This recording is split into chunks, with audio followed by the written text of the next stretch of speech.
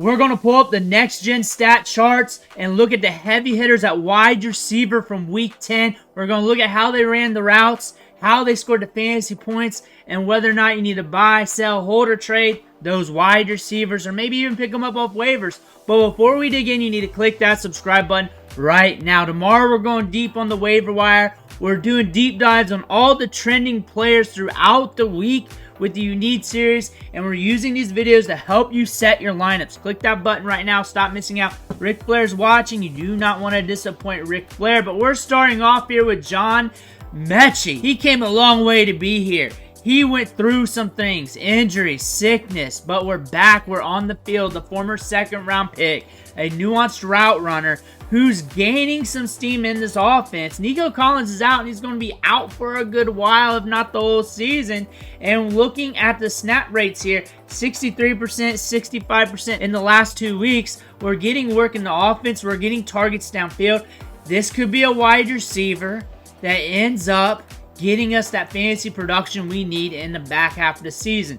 He's a guy to look at. He's a guy to take a stab at. He's a guy that could increase his productivity, his workload, in the back end of the season as this team's got to figure things out, as they got to push the ball downfield, as they're electric getting it downfield. John Metchie is a wide receiver who could command more targets as he acclimates to the NFL game, because he really hasn't had much opportunity to be on the field. But look at where the targets are flowing. Deep downfield, over the middle, and we're getting opportunities like what we saw at Alabama. So that's something we could see, maybe not expect right now, could see in the future. MBS, Marquez Valdes-Scantling, 3 catches, 109-yard, 2 touchdowns on 3 targets. That being said, we're watching him acclimate to this offense. Everybody's injured on the Saints except for Alvin Kamara, and looking at this team, they got to do something with somebody, and he got some deep targets downfield. He's got 4.3 speed. He can stretch it.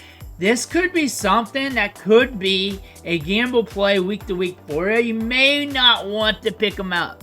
You may not want to do that. I can't advocate for it, but push comes to shove. He could be running more routes as he acclimates to this offense. It could be something you want, as there's no one else in the offense to compete with right now. This team's decimated. However, right now it's a gamble, and you know it's a gamble, but you know there's some upside here due to the deep shots. So it's a hope and pray situation with the immense upside, but we might have saw it against the Falcons, but they love to push it downfield.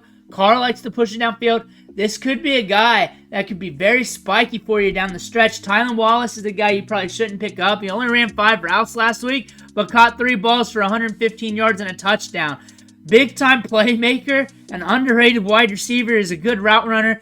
Every NFL team in this league would love to have this guy on their depth chart as their wide receiver, 4, 3, whatever. He's good enough to get the job done for every team in the league. The Ravens have a gem here, but for fantasy, it's hard to look at him. Hard. You're not looking at him. You're just really right now just looking at what he did last week and just taking it in. Because this is a wide receiver coming out of college that had some skills to create separation, get it downfield. Now we're on the Ravens depth chart, and one day we'll get our opportunity with another team, because this team's loaded at wide receiver with only so much volume in the passing game. But still, Wallace is a very good wide receiver, and you need to note that for the future. Drake London came into this game with a hip injury, but look at the routes. It doesn't matter. We were running all kinds of routes all day, routes all over the place, downfield, on the outside, over the middle, through the woods. We're getting the opportunity. We had 12 targets, 8 balls caught, 97 yards in this game. He's a wide receiver 1, and we knew this going in. We just wanted to see this offense come together finally. Over the years, we were watching these pieces come together.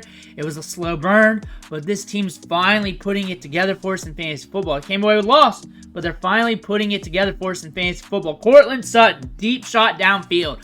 That's what got your fantasy production, and that's what Courtland Sutton does. And in a matchup against the Chiefs, that's about the only way you're going to hit big in the fantasy stat sheet. Deep balls downfield, really commanding that and scoring. That's what Courtland Sutton did. They stifle outside wide receivers, and that's what they're good at. And Courtland Sutton, a 93% snap share. He's a wide receiver 1 in this offense, getting work every single week, getting a lot of upside.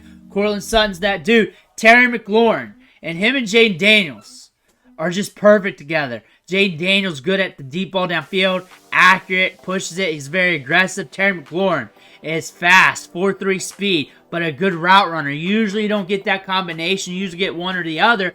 And Terry McLaurin and Jaden Daniels, perfect combination here. You see that deep shot right there. You see the big gain, 113 yards on 5 catches and 6 targets. Wasn't enough to win it, but good enough to help you in the stat sheet. George Pickens is a monster. We said this when he was at Georgia.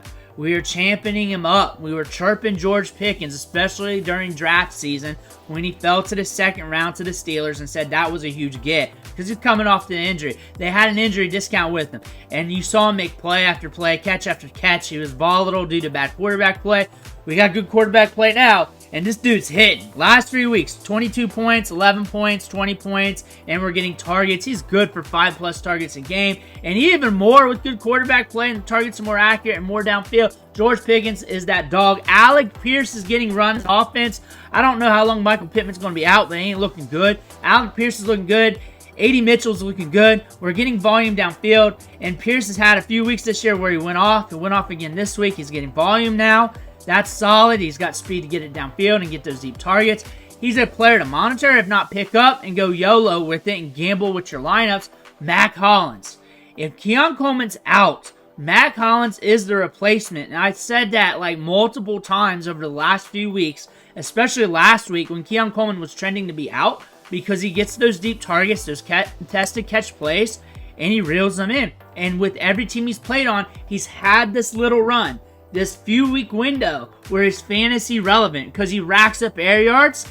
He gets the targets downfield. He's very similar to Keon Coleman in that aspect of his game. So that will allow him to produce in a box score for you in fantasy. It's going to be up and down. Keon Coleman was up and down. But the thing is, he's got the talent. His game is great for upside plays in your lineup. If you want to gamble with it, you got the Chiefs coming up. I don't think you're going to want to do that with a wide receiver like this. But you never know. You never know. Jalen Coker's back. We got 8 targets in this game. His most targeted game so far on his career. We did not hit in the fantasy stat sheet. However, look at the volume. Over the middle. We're trying to hit that left side. We're trying to get those targets downfield. We were able to bring in a couple. 3 catches for 41 yards. It is the Panthers, guys. It is the Panthers. They're up and down. We got a bye week than the Chiefs. I don't think you're going to be starting him for a while. And the thing to look at for that is that stretch might be nice for him. Calvin Ridley is either doing this or he's doing this for fantasy football. There's nothing in between. He's either scoring all the points or none of the points. He's getting deep targets downfield. He's getting volume, or the quarterbacks are getting ate up and nothing is coming his way. He's still good at the position. He's still competitive, but it's really volatile due to the nature of the offense, and that's what we're going to expect. But those deep shots are big for his statistics, big for fantasy production.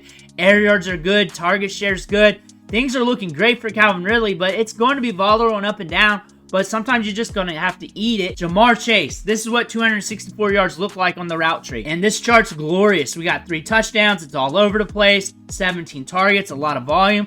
That's what it looks like. It's just a bunch of spaghetti. But that is what greatness looks like. Spaghetti and a little bit of pasta sauce right there. Those are the trending wide receivers from week 10 from the next gen stats. Whatever they have, I'll show. But you need to click that subscribe button right now because I'm going to have more coming at you. I want to thank you for watching. Catch you on the next video.